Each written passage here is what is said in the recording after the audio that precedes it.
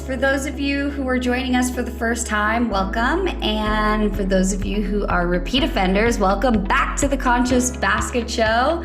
My name is Samantha McCartney. I am the founder and CEO of Conscious Basket. And on the show, we are going to be interviewing extraordinary people just trying to make a difference in this world and giving you tips on how you can too. So as always, if you like what we do, please subscribe, download a couple episodes, and leave a comment below. I will read them all. But for now, let's just dive right in.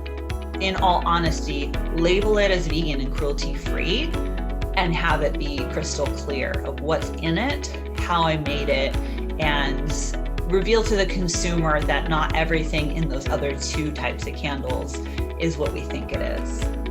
In this episode, we hang out with Allison, a native SoCal girl who became vegan at 17, which meant she only knew one vegan at the time, Paul McCartney. She worked in corporate America and then became an adjunct professor for about 10 years and realized it just didn't fit her path, especially teaching from home with kids during COVID. It just didn't work. She then went back to school for business and decided to become the vegan-entrepreneur she is today, launching Allison's Goods, revealing to the consumer why transparency and quality of the ingredients matter for you and your family's health. In this episode, we also talk about starting a business, why ingredients and transparency matters in the supply chain, and what it takes to be certified cruelty-free and vegan. Let's dive right in. Welcome back to the Conscious Basket podcast. My name is Samantha McCord. I am the founder and CEO of Conscious Basket. And today we are welcoming Allison. She is a vegan entrepreneur who handcrafts luxury vegan candles. But there's something so unique about her because she not only does all of this with 2 kids running around her house, but she's also cruelty-free and understands her entire supply chain. So I wanted to bring her on today to talk a lot about how she juggles everything, as well as making sure that all of the other vegan entrepreneurs out there understand what it looks like to go cruelty-free. So welcome, Allison. How are you? I'm great. Thanks for having me. How are you? I'm doing great. Thank you for asking. So I wanted to start off just to talk through your story. I know that you're born and raised in Southern California. You're a SoCal girl. Yeah. You live in Fullerton, California. So tell me about your family and your upbringing being vegetarian and then transitioning to vegan. Great. It's pretty unusual to be raised vegetarian, especially when I was in the 80s and people didn't really understand it. There was a lot of misinformation out there, but my dad went vegetarian in the 70s during kind of like the crunchy hippie movement. And so growing up, we really didn't have meat in the house, or on rare occasions, my mom would eat meat and occasionally I would too, but I was mostly raised vegetarian from birth, basically. Okay. And your dad had his own garden and it was a very zen Yeah, we just environment. Grew a lot of our own vegetables. So I grew up eating vegetarian, very vegetable based, not a lot of the things that we see today. Okay. And at 17, what happened? So I just turned 17 and I spent the summer in Maine with some family. While I was there, I just kind of wanted things to read beyond the books that I brought with me. And my aunt and uncle are also vegetarians. So I was over there with my family and they had a lot of books on vegetarianism and veganism. And again, this is in the 90s. We didn't really have this information on the internet or on TV or things like that. I grabbed a copy of John Robbins' Diet for a New America and read it cover to cover in like a day or two. And the takeaway I got from it was that being a vegetarian and eating dairy and eggs wasn't as cruelty-free as I thought and wasn't as nice to the animals as I'd been led to believe.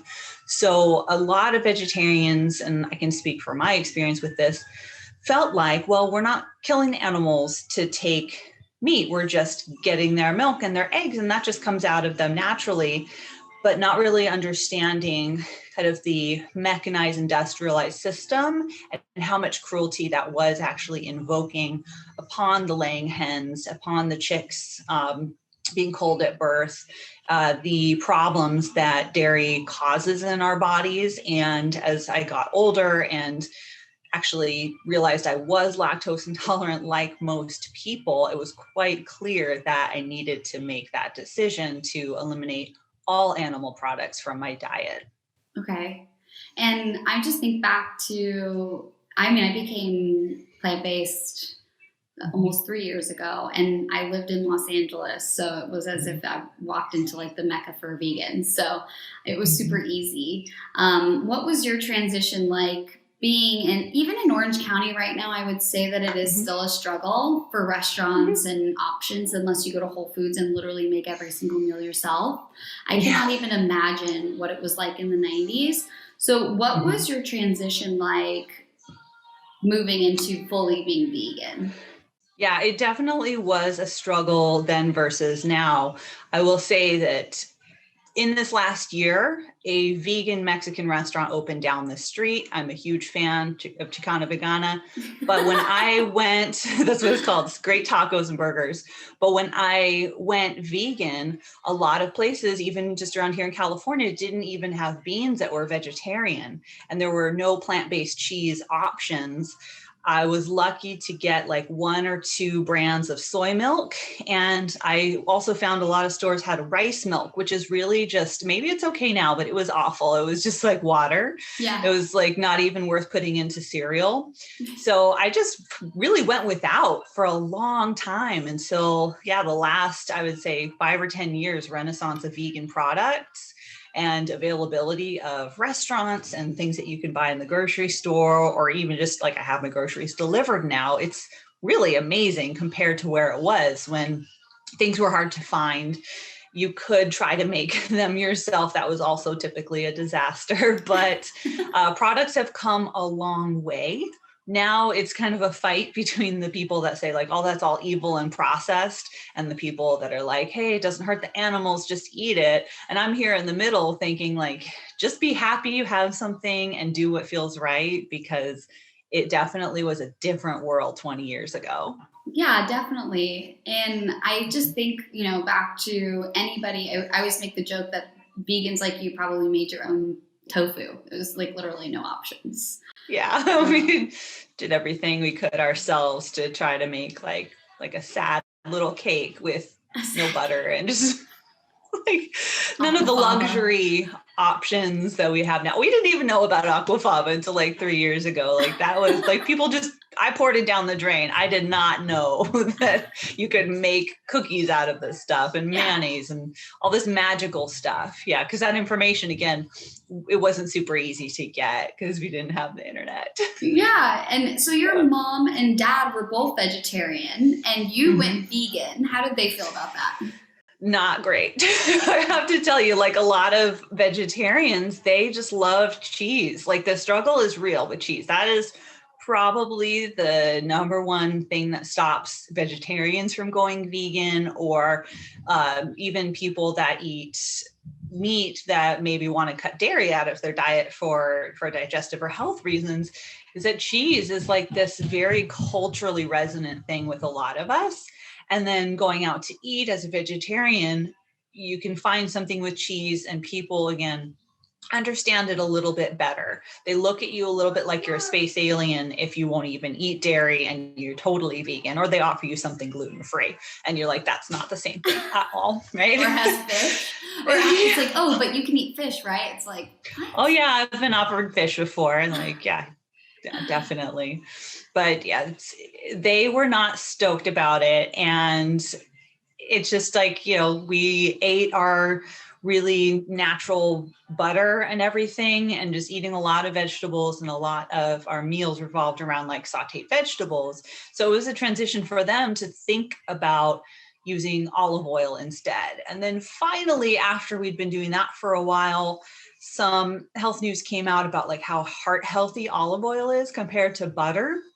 And then it kind of clicked for my parents, like, okay, we can be using olive oil for Allison and for all of us to eat from like the same cooked vegetables or whatever we're cooking in oil instead of butter. And it is better for all of us.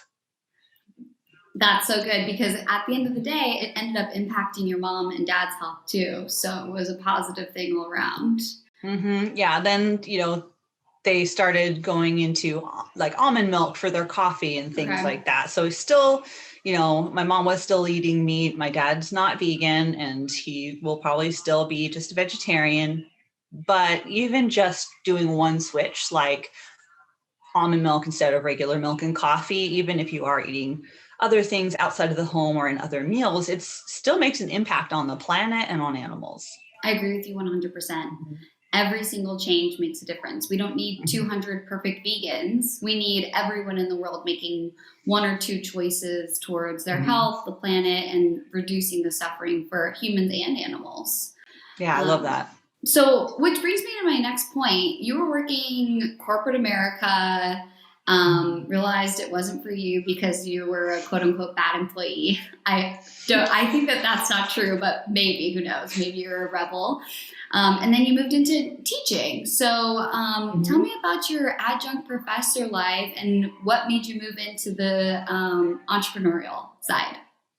Yeah. So working for somebody else isn't for everybody. And I think that's a sign that you might be better off as an entrepreneur. If you tend to tell your boss that the way they're telling you to do something is wrong and you'd rather do it another way and they don't really like it, that's a sign you might want to work for yourself or move into a different industry, because I always was, maybe a little bit rebellious, a little bit more creative. So working for somebody else and just kind of processing paperwork, or even just like working in a coffee shop wasn't a perfect fit for me, just having to follow the rules. And now I can make my own schedule and make up my own rules. So I went to grad school and I was teaching adjunct as a professor and teaching yoga nights and weekends to make ends meet and doing all sorts of things just to kind of like survive in the gig economy as like a stereotypical millennial. But I, spent about 10 years as an adjunct professor teaching about 2 to 3 schools per semester, teaching basically a full-time course load for a fraction of the pay. And things just kept getting in the way, starting a family, having small kids, and the cost of childcare, the expectation for that industry of putting in a lot of unpaid time and a lot of unpaid labor, emotional labor, and things that really drained me. So as much as that was my dream, I started to think several years ago that I needed something as a plan B. Like, I'm not getting any younger. My kids are going to be off at school. And do I still want to be hitting this grind and trying to get a full-time tenure track position? And what if it's not meant to work out? What if 10 years was good for me to put in that effort with my degree? And if it doesn't work out, it doesn't work out. And it ended up being okay because I was able to start a business after taking a couple business classes at the school where I was teaching. Took classes online, set up a business plan, got the business launched in 2019. And then in spring, my classes got moved online, and it was so much harder to teach from home with my kids being home and not being able to send them to school and daycare.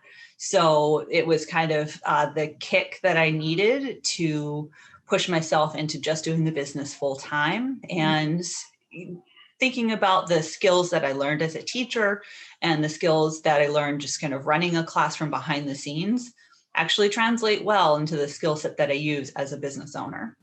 Yeah, I would have to say, for the listeners that don't know, when you are trying to become a full-time professor, I know this just from even in the state of California, one of my best friends is in the process of trying to do that. She was teaching 8 or 9 classes at 3 or 4 different colleges, still considered part-time, without health insurance, and getting paid fraction of what she would be paid if she was a tenured professor, and still with no promise of any full-time position anytime soon. So I could completely understand why you would want to do something else, but at the same time, I'm a big fan of saying life happens for you and not to you. All of those things that you were juggling set you up to be a successful mom-entrepreneur, vegan-entrepreneur, all of these things that you are today, being able to manage all of that comes with being an entrepreneur. I mean, setting up a business and doing all that on the side with having kids, a husband. And then I think that you make a lot of your own vegan foods from scratch, right? You told me about that tempeh bacon recipe. Yes. I need to try that. We'll get into that another time. But so you had mentioned to me when you first started your business, you were thinking sauces and salsas, right? Because you're very good at making all of these foods. So what happened to the salsas? So I originally, wanted to start a food brand and had done the beginning business plan that I set up in my business class to make vegan cheese. That was kind of the first iteration, was producing vegan cheese, because I started making products just in my kitchen for myself, and just seeing all of the information that had come about just in the last few years of making things from scratch and making better vegan cheese than had been made for many years. So I started with that, and things that I make around the house that are different than what you see in the mass market vegan cheeses from the bigger companies.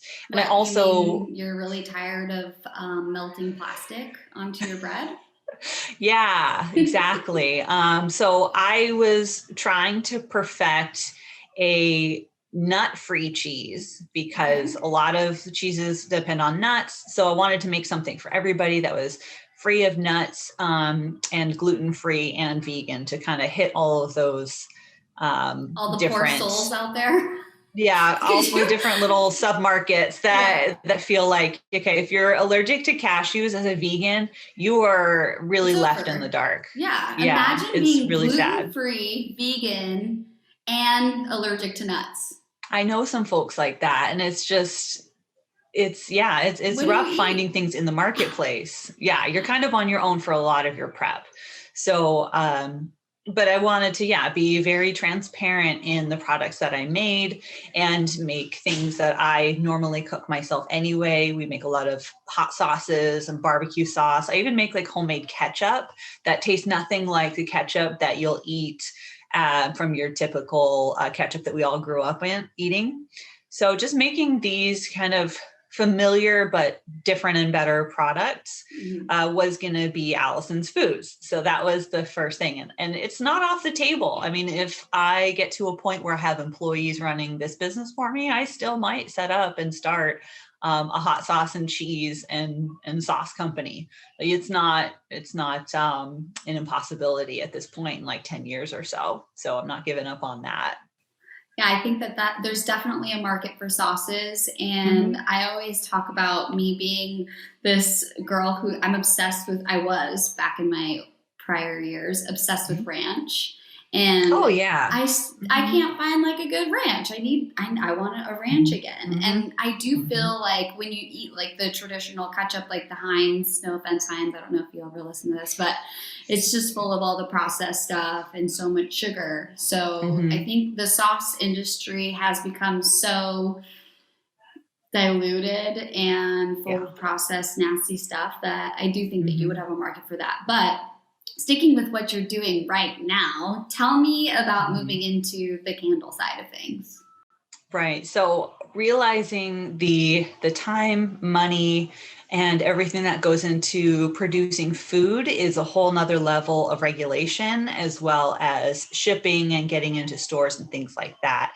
So I then started brainstorming, what could I make myself that I could actually do just like in my garage and in my home, rather than having to rent a kitchen space, because that was the biggest barrier for me, was just the availability of funds and of time to go rent a kitchen space. It's here, and there are those industries that help do that, but it was scary to me as a business owner. Like, how am I going to take such a big risk? What's something I could do that's a little bit lower risk and something I feel comfortable doing, that I already can kind of see myself doing without being so fearful of starting and failing and losing it, my life savings. So I had this idea because I'd made candles before. I had like sand candle kits. I had, I don't know if you remember, like rolling candles where you get like sheets of beeswax. And this is, when I was still consuming beeswax products, and like had a kit where you would like roll taper candles. I'd had like several kits and like kind of like craft projects with candles, but all the candles in my house were either from like these really expensive companies that smelled good, but you were almost afraid to burn them because they were like $40, $50 candles. And so you would just kind of like worship them instead of actually use them. You pick them up and smell them instead of lighting them. Yeah. Or just look at them. Just like, walk by and smell it and never burn it. Or like the candles I would actually want to use were like from these big box stores like Target or IKEA. And then I started to wonder, like, well, what's actually in these things? Why is expensive fancy candle so much better smelling than the cheaper candle? Why does it look different? So researching ingredients and looking into kind of what was out there in the marketplace that was different than those two kind of either really expensive luxury, kind of unattainable for a lot of people, or the kind of synthetic paraffin candles with bright colors and really kind of loud fragrances. I wanted to make something that spoke to me a little bit better. And I think coming from my background as a yoga teacher, as kind of a naturalist and enthusiast of all things that are botanical and natural smelling, realized that I could do something different and do something in between those two markets and be handcrafted and figure out a way to make it so I could, in all honesty, label it as vegan and cruelty free and have it be crystal clear of what's in it, how I made it, and reveal to the consumer that not everything in those other two types of candles is what we think it is, unfortunately. I just have this vision of your house. Everything is made by you. Like candles, food. I mean, I don't know. Is the couch handmade? I'm not sure. No. There's a lot of like, artsy stuff here and there that, I have a candle holder that I made in high school that I put one of my candles in. It's like made out of clay and stuff. So there is a lot of kind of crunchy handmade stuff around my house. Yeah. And I just love the fact that you look into, like, before you and I really even spoke, I didn't even think about the fact that if I'm burning a candle, is there something bad that's going into the air that I'm breathing every day, let's say? Am I putting toxins into my body because of what candles I'm purchasing? Even if they are the luxury candles, they still have chemicals inside of them that are not good for you to ingest. So correct. When you started creating your candles, you had mentioned to me that you consider them also luxury, but for so many different other reasons. Can you explain what makes your candles luxury and why it's more luxurious than the other luxury brands?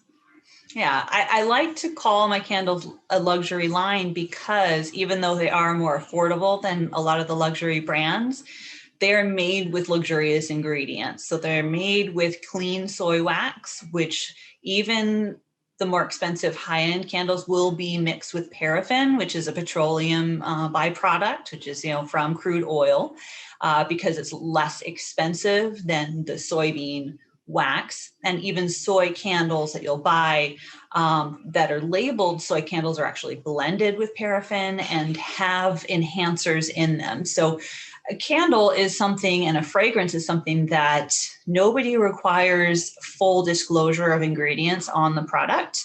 If you look at anything that you buy that's scented, it'll just say fragrance on it. They do not have to tell you what chemicals and compounds go into those fragrances.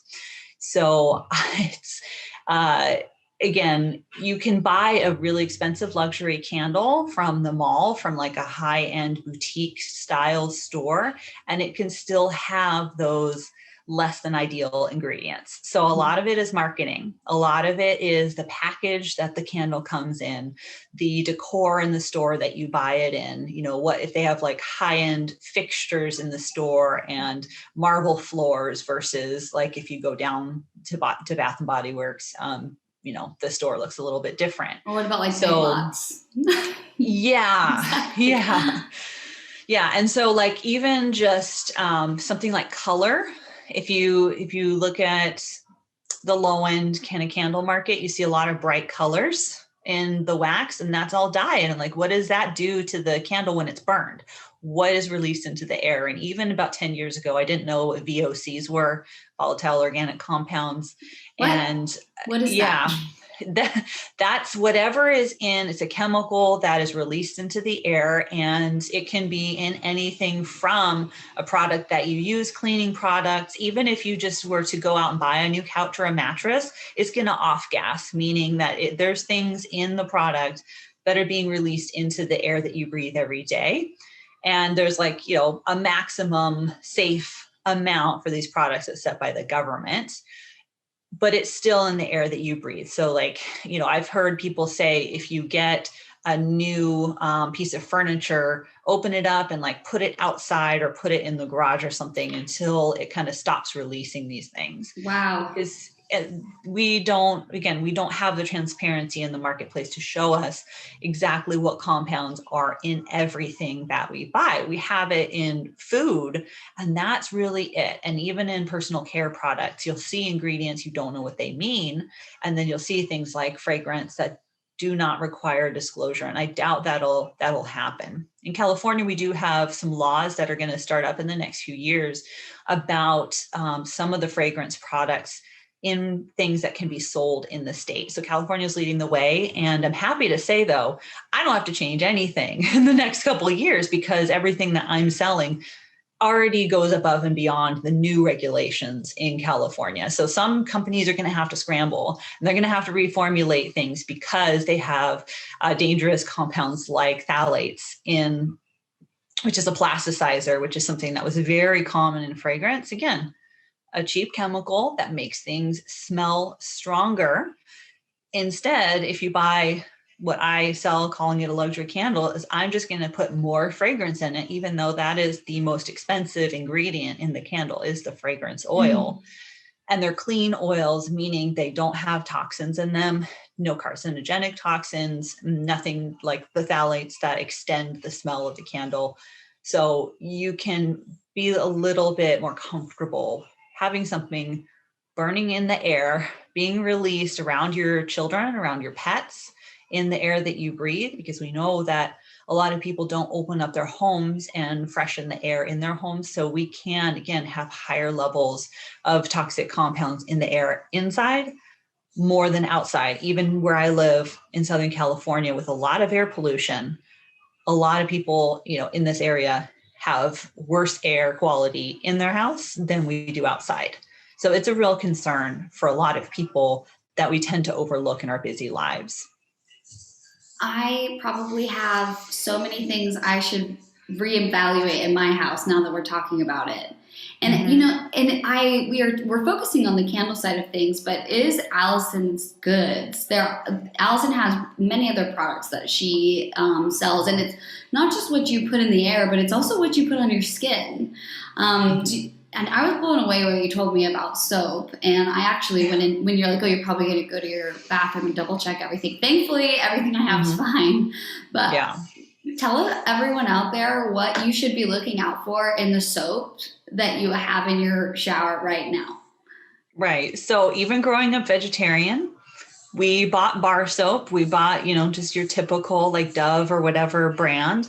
And a majority of those types of soap bars, the ones that you can buy for like a few dollars a bar or less, are made with tallow or rendered animal fat.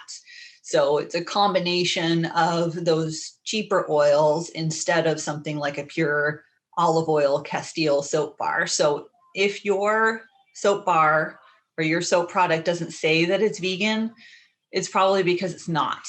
And again, that's something that labeling practices and what's required to be put on the package can be purposely mysterious. Right? Yeah. So because that seems unattractive to a lot of people, they're going to label it as sodium tallowate instead of, beef tallow parentheses plus the chemicals that turn it into soap.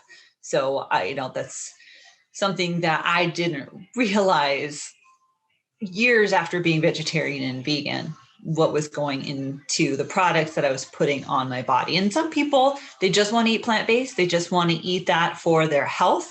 It's not for an ethical animal-based stance, and that's their deal. But if people are striving to lessen the impact on animals and on the planet by being in a fully vegan lifestyle, have to look at all of the brands of everything that they're using, from makeup to hairspray to nail polish, all of those things. Nail polish. Yes, I found out that there's fish scales in nail polish. Oh yeah, because they're sparkly. So Yes.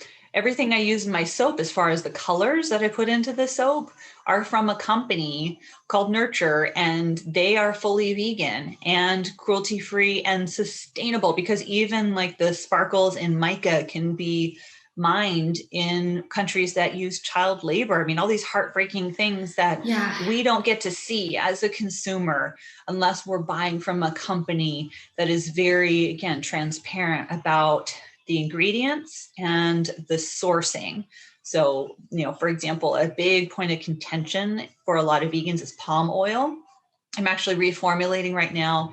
Even though I buy a sustainable palm oil for my soap, I'm like, you know what, I'm just going to sleep better at night, even if I don't have to rely on somebody telling me it's responsibly sourced and that no orangutan habitats were destroyed in the quest for palm oil. Yeah. I'm just going to take it out of my formulas from here on out. Like, I have a little bit left and it's going.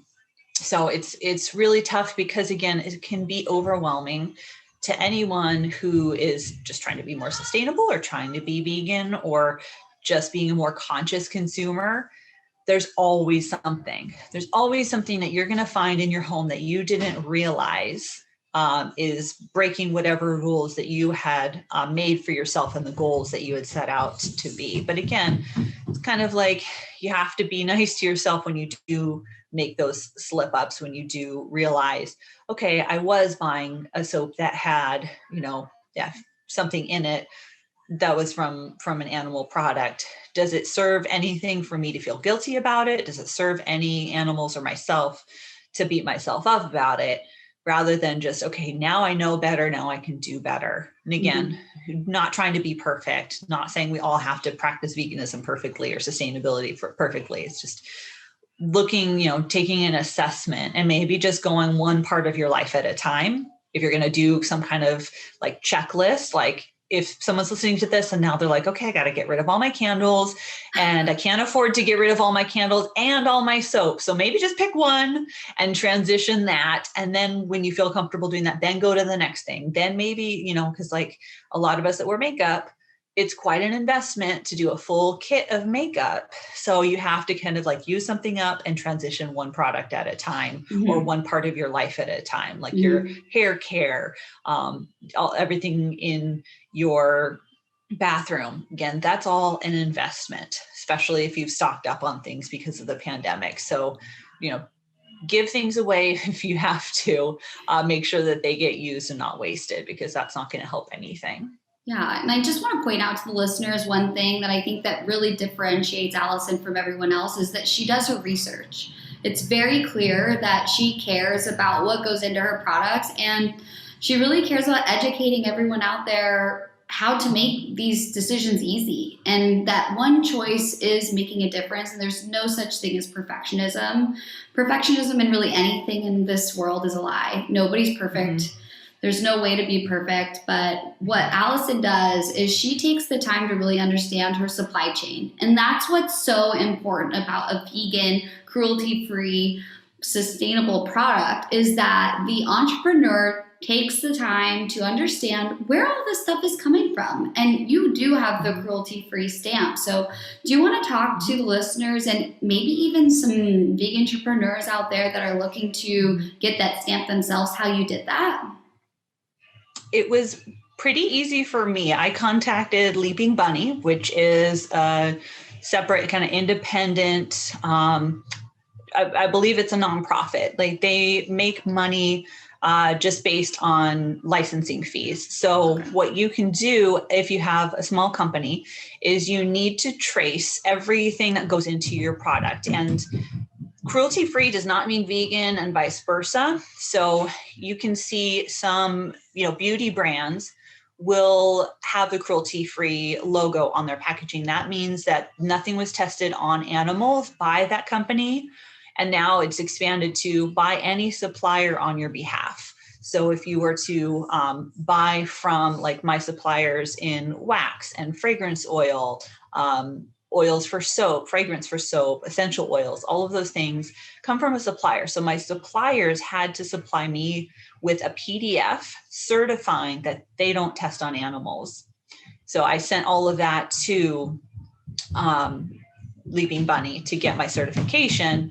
And then they sent me like an actual printed gold seal certificate. I felt like in school when I won an award. So I have that on my wall, and I'm able to put that Leaping Bunny certified on my website and in my social media to let people know that, hey, I care. I made sure that, I'm not testing my products on animals, but that the ingredients that go into my products were never tested on animals, because it is no longer really even biologically necessary to test anything on animals. We can do everything through computer modeling and human trials. So you'll see that, but then it doesn't certify that something is vegan, because Leaping Bunny doesn't require you to be a fully vegan company or require a product to be fully vegan. So it can say, if it contains goat milk and a soap, well, that soap was never tested on animals, but it's not vegan by the definition of no animal product. So if you really want to make sure that something you're buying is cruelty-free and vegan, or if you're a small company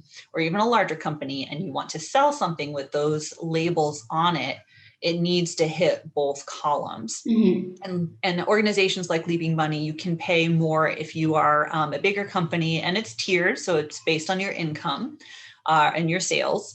If you want to put their actual logo on your box, so you can pay a licensing fee. So you'll see on some products, it'll say like certified vegan. That's a different organization, certified by Leaping Bunny. And again, you pay a licensing fee. They let you print that on your product.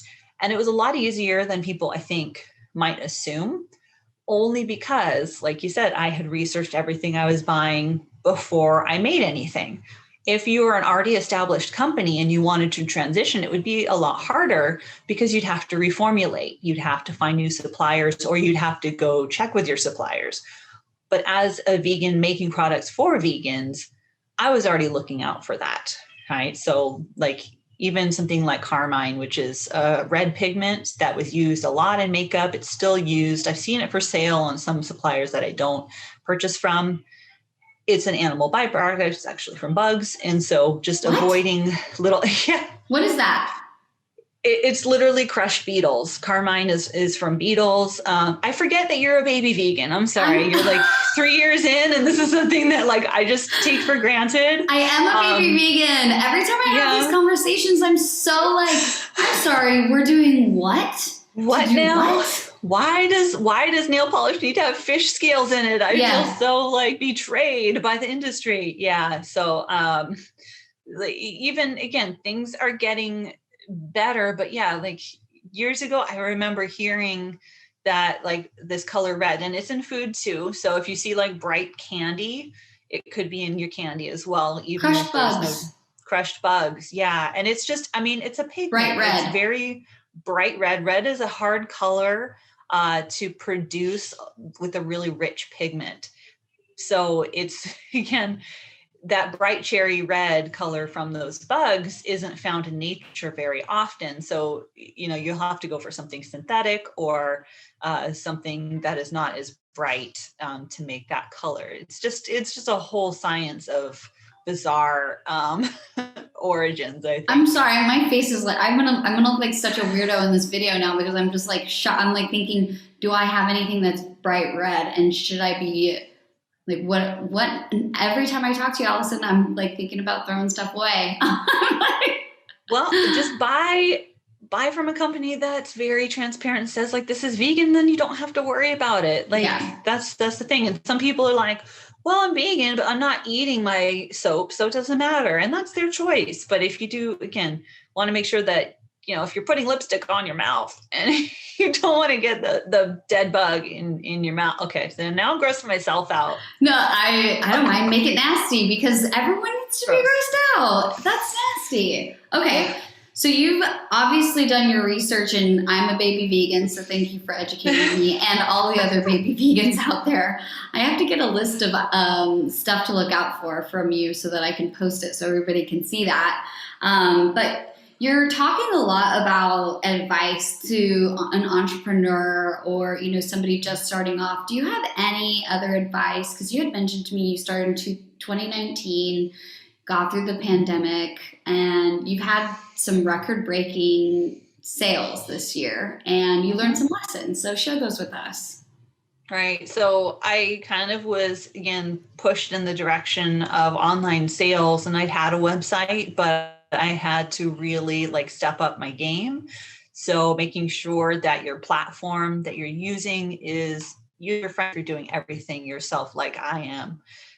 I've seen some people struggle, in the e-commerce sector because they don't have that background, and maybe they'll try to do it themselves and it doesn't look great, or they pay somebody and still get frustrated. So you're going to have to spend a lot of time reading and researching what to use and how to get yourself out there.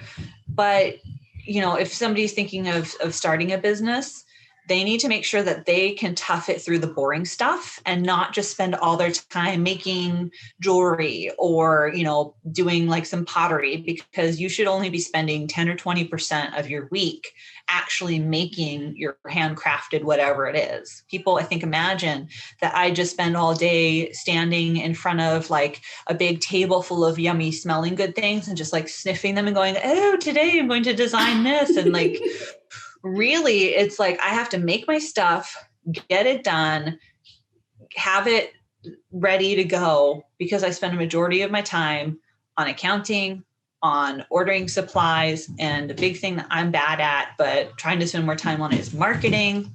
This today, what I'm doing with you is marketing. If you're not willing to put yourself out there, and you don't want to be the face of your company, then you're not going to connect to people the way that they want to be connected to. So you can't see all the challenges coming your way, but you need to be willing to put in the work, and then be willing to find and face your flaws and realize what you're not good at. And that doesn't mean that there's something, bad about not being good at something. We have the stigma against asking for help. But I just broke down and started paying to have QuickBooks do everything in the cloud. And I look at I'm paying $12 a month or something for QuickBooks Cloud. And it is saving me so much time on the one thing that I hated doing, which was just keeping track of expenses.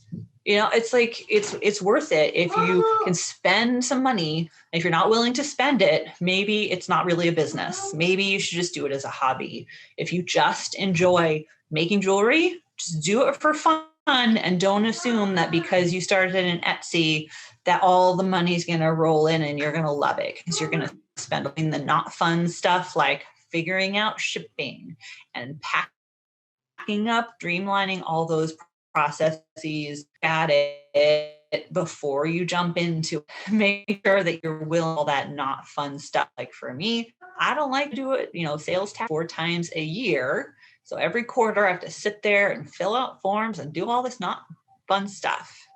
That's where a lot of people get stuck. And that's where they think they overestimate the fun part of the business. They underestimate the boring work that's going to go into it. Yeah. I can actually attest to that as well.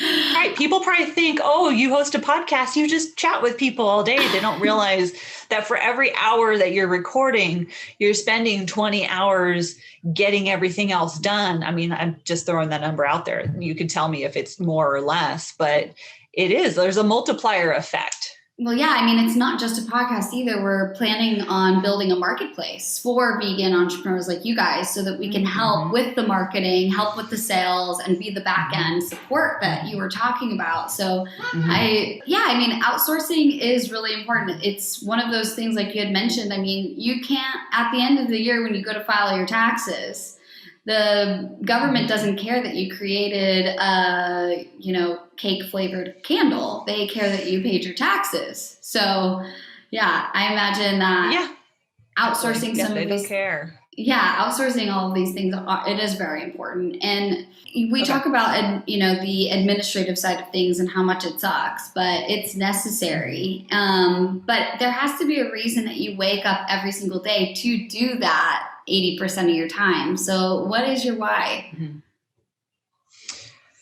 I love the creativity and the flexibility of my business. But if I really get down to it, I wanted to start a vegan company to make veganism less weird, more accessible, to kind of mainstream the word a little bit more, because I've seen it kind of become more and less popular, kind of trends for and against veganism. And I wanted to just push it as this brand is vegan. We are very out there about calling it that. And so that other people that live a vegan lifestyle can find something and find a product that they connect to, again, that they feel safe using, that they know that it's vegan and that they know it's safe for their bodies, their homes, their family, their kids. And giving back is probably one of the best parts of my business. So from day one, from the first candle I sold, I donated money to charities, and I've done that with every purchase in the last several years. And you use a specific platform for that, right? Yeah, I used to honestly just, in thinking of the accounting and the stuff I don't like to do, I used to calculate, a percentage. It started out as like $1 a candle. Then I had different products. So then I put it as a percentage of every sale. And then I would have to calculate that every quarter and literally mail a check or go online and make a donation. And again, that was something I dreaded doing, and accounting isn't my favorite part of the business. So I connected with a company called Daily Karma, and they have literally like a business that will go into your website for you. I use Shopify. I think they're the best e-commerce platform out there, and I've learned a lot from their free resources. And they introduced me to Daily Karma. And when you add that to your store, it's literally an app. It took me minutes to set up, and I'm not getting paid by them for this testimony, but you can do different things that I wouldn't have even thought about. So I started with 5% of every purchase from my website goes to 5 charities that I chose. In animal rights, in human rights and equality, pediatric cancer, and homelessness. So those were things that I was really passionate about, that I wanted, that I had been supporting in the past, again, with mailing checks. But now when somebody buys something from me, they can pick which of my 5 charities they want to support, or they can just evenly split it. That money goes through a third party before I even get the money in my bank account. So it's very transparent, and you know that money is going to actually get to the charities. And you can get more information about the charities right there on my website, because they've done all of that hard stuff for me, all that coding. I've actually referred other small businesses to them that were looking for something similar, because there is a huge movement in small businesses and in business as a whole towards charitable giving, and not just being kind of cutthroat capitalism. And there's a big resonance to people who are, that care about the earth, that care about the planet, and care about animals, and care about what goes into and onto their bodies. So that resonates with a lot of people. And there's a lot of research out there that shows that we trust companies when we know that they're doing things for the greater good and not just for the profit. Mm-hmm. And I think that another thing that I like to point out about Allison that always has blown me away every time I talk to her, I just feel like she lives intentionally, being a vegan and making sure that not only is the product that she's having impacting the quality of your home, but every single thing that you buy from her, she's giving back. I mean, she's making an impact inside and outside of the home every single day. And it's all about the little things. I mean, that's not the only thing that you do, Allison. You avoid plastic, and even your packaging is sustainable. Can you tell us a little bit about that? Yeah. So it does, I will say to other brands, or even just as consumer, it does cost more, unfortunately, to produce and package things low waste and zero waste.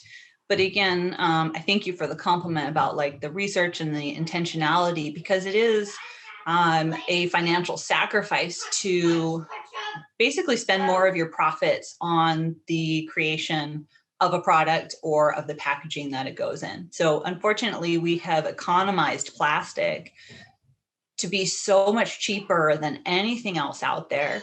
So obviously, like with a candle, you need it to be in glass, but I buy it from a local company that doesn't wrap all of the jars in plastic. That's just going to get thrown away. I try to avoid plastic and everything else. So like I sell hand sanitizer. It has a plastic pump bottle, and that is literally the only thing plastic in my entire line, from skincare soaps and fragrance, is those tiny little pump bottles. But the bottle itself is aluminum. So it's like, okay, well, at least the base of the spray bottle isn't plastic itself. So I use glass, aluminum, anything I can. And if something can biodegrade, I will choose that. So my soaps come in clamshells that are made from recycled paper. It kind of looks like an egg carton, if you think of like that pulp-based cardboard. So that's what the soap comes in. All of my labels are recycled craft paper. So I use just, paper and cardboard wherever possible. Glass, if it needs to be something durable, and plastic, again, is as a last resort, only for those products that have to be with like a plastic pump. Everything else is plastic free. And I try to be as low waste in manufacturing. So even I will see other makers just using a ton of paper towels. And paper towels are something that people are just used to using. And it's such a throwaway item that we don't realize that that was a tree. So I buy recycled paper towels, but I use them very, very seldom, and only places where it has to be like sterilized and things like that. Like for making my lip balm. So it's like, it's in an aluminum tin, it's not in a plastic tube, and I've made it in the lowest waste way possible. But, I use regular towels. I've dedicated shop towels for all of my other making that I wash myself. And it takes more time, costs me in labor to do it myself and things like that. But it's that, again, intentionality of creation, that every bit counts. And you're not going to be perfect, but every little bit that you can do in making something, in shipping it. And, I have an app on my Shopify for carbon offsets that calculates it all for me. Has my zip code, it has every purchase, and then it just tracks and charges me at the end of the month to pay for all of that. So I don't have to think about it myself, but so I can say that this is carbon neutral shipping when I send the candle to your home. Right. And everything in the packaging is intentional, from the recycled USPS boxes to tape that's biodegradable instead of plastic based, to everything from the shredded newspaper to cushion it, to bio-based corn packing peanuts that are styrofoam free. So all those things can be done, not using bubble wrap, things that people just take for granted, that most people in my kind of niche of the market making candles and soaps just don't think about, and will plastic wrap things, shrink wrap things, and use bubble wrap and tape all the time. But then the feedback that you will get if you have product packaging like mine is that people do notice when something is biodegradable, or that it's easier to open a paper box than it is shrink wrap. So there's something with the customer experience as well that you think about if you're going to sell a product too, is make it appealing for that unboxing experience, as like cliche as it is. I get tagged in unboxings all the time where people are like, wow, there's a handwritten note. Oh, this is really cool tissue paper, like the little stickers and things that I use packaged to add that personal touch. and to show that this is an intentional product. This is not an Amazon shipment where you get a giant box that doesn't fit your item and there's air-filled plastic bags in there as cushioning, and no thought was put in it. It's something I think that people as consumers crave, and that I appreciate well when I buy from another small business and something comes beautifully, it doesn't have to be expensive, but beautifully packaged and intentionally sent to your door. I agree with you 100%. I think that for our listeners, I mean, from the salsas that you make at home to the product that you produce for everybody to buy, all the way down to the packaging to then donating to your favorite charities. I mean, like I said before, you're very intentional. You're making an impact on this world literally every single day, every move you make. So thank you so much for taking the time to, spend time with Conscious Basket to talk about how other people can make this impact, just maybe even by choosing a product like yours, actually by choosing Allison's product, you guys. We'll put it in the show notes at the bottom. And making sure that you're keeping an eye on things that you wouldn't necessarily consider to make an impact, but even something as small as not using plastic for packaging, or let's say if you're a consumer, making sure that you buy from a smaller provider so that you don't get that Amazon box with your tiny little product inside in a huge box. So thanks again, Allison, for hopping on with us. And I wanted to ask you, because I had seen that you have a Galentine's thing going on. Do you have any events or any specials happening right now that you want to tell the listeners about?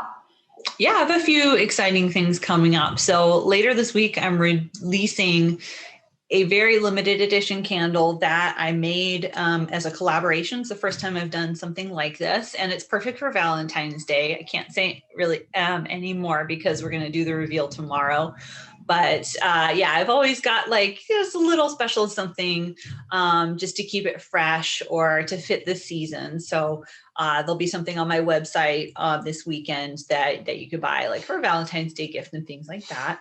And then next month, because of the pandemic and because most events are canceled in person, and that was really something I loved to do, I started at Christmas time doing pop-ups in my driveway. So literally I just take all the stuff from my garage and put it with an easy up. So if you're anywhere near me in Fullerton, California, you can come by, wear your mask. I'll give you some free hand sanitizer and you can smell all my candles and soaps. And it's really fun. I had 2 in December, and it was a blast being able to talk to people from 6 feet apart and for them to actually see things, because again, scent is very personal. So it's sometimes hard to buy online, but if you wanted to try something out, you can come by and look at it first. So that's Galentine's Day. So the day before Valentine's Day, if you ever watched Parks and Rec, Leslie Knope celebrated Galentine's Day with her gal pals. So my little vegan squad, we started doing this a couple of years ago. We would have a potluck and have a little party and buy each other little vegan treats and things like that. We're not doing that obviously with the pandemic. So I just decided I wanted to launch my spring line with a pop-up anyway. So I'll probably be doing these little driveway pop-ups once a season or once every major release. So I'll have 3 new spring candles that day. I'll have the soaps that I've made the last few months. So everything will be out there along with my signature line and things that I have year round. So, and when I do these little events, I always do giveaways. I'll give a little gift with purchase. I'll gift wrap things. I have all of my supplies to make you a little card or whatever you wanted to do for yourself. If you just want to buy yourself something, or obviously I ship nationwide as well. So if somebody wanted to order a gift for somebody for a Valentine or for a Galentine, I love doing things like that. And again, with intentional packaging and wrapping options that I have, it's very easy to put something that looks gift wrapped, but if you buy something for yourself, it's going to look gift wrapped anyway. That's just how I do it, is I like to put little personal touches and wrapping in it. So it's like you bought a present for yourself if you wanted to. I love buying myself presents. So Oh yeah, I do all the time. Cool. Well, I'll put in the show notes also where to find you, website, Instagram, all of those really fun ways to connect with Allison. But thanks so much for joining us today, and Thanks for having me. Happy Galentine's Day. Yes, happy Galentine's Day next month. Do something nice for yourself. Do something nice. Send your girlfriends a little something, even if it's just a note or a text. But be intentional and make those connections. Hey, I have to start being way more intentional if I'm going to be coming close to what you're doing. So I'll give it a try. Thank you. All right, guys, thanks for joining us today. And that is all for this episode. Bye. Thank you all for joining us on another episode of Conscious Basket. And just a small reminder, Conscious Basket is not just hosting interviews. We are in the process of launching our marketplace, where our goal is to make it super easy for you to make conscious decisions about what you're buying by knowing the origin of the products and services. We're using our technology to highlight a transparent supply chain with our vendors, which means you know what goes into those products and where they came from to make sure those things you buy don't weigh on your conscience. And to ensure this peace of mind, we have developed a score to rank the sustainability of the purchase. For instance, how much water is being used, trees saved, animal lives, human rights, and so on. So, if you're an entrepreneur with a sustainable product and would be interested in being on the platform, please email us at info@consciousbasket.com. Also, if you're an entrepreneur, thought leader, or academic that would like to be a guest on the show, please drop us a line at the same email. And if you're just interested in taking a closer look at us, you can also take a look at our website, which is www.consciousbasket.com. And as always, you can explore the topics we discussed in the show notes and find many more topics on all of our social platforms. So give us a follow on Instagram, Facebook, Twitter, and LinkedIn @ConsciousBasket. If you like what you're hearing, please subscribe to our show and leave us a comment with any key takeaways. I read them all. Share with your friends, family, post a screenshot on your social about the podcast so that we can extend our reach to help propel our movement forward. Finally, just another small reminder that perfectionism is not the goal here. In my opinion, perfectionism is what gets in the way of all of us collectively picking what I like to call your thing, which is whatever you choose to make a positive impact on this world. Thank you again for joining us.